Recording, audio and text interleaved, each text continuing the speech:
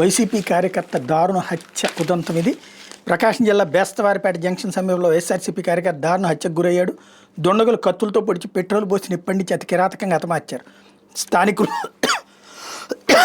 పోలీసుల కథనం మేరకు కంబం మండలం దరక గ్రామానికి చెందిన గాలి బ్రహ్మయ్య వైఎస్ఆర్సీపీ కార్యక్రమాలు చురుగ్గా పాల్గొన్నాడు. బుధవారం రాత్రి 10 గంటల సమయంలో బ్రహ్మయ్యకు ఫోన్ రావడంతో హడావిడిగా బయటకు వెళ్ళాడు. అతను గురువారం ఉదయానికి కూడా ఇంటికి రాకపోవడంతో ఆందోళనకు గురైన తల్లి రమణమ్మ గ్రామస్తులు తెలియజేసింది. గ్రామంలోని యువకులు చుట్టుపక్కల గాలించగా బేస్తవారిపేట జంక్షన్ సమీపంలో సాయిబాబా ఆలయానికి వెళ్లే రోడ్డు పక్కన ఖాళీ ప్లాట్లో బ్రహ్మయ్య చెప్పులు కనిపించాయి. అక్కడే రక్త మార్కలు ఈడ్చుకెళ్లిన ఆనవాళ్ళు కనిపించాడు. చుట్టుపక్కల వెతికారు.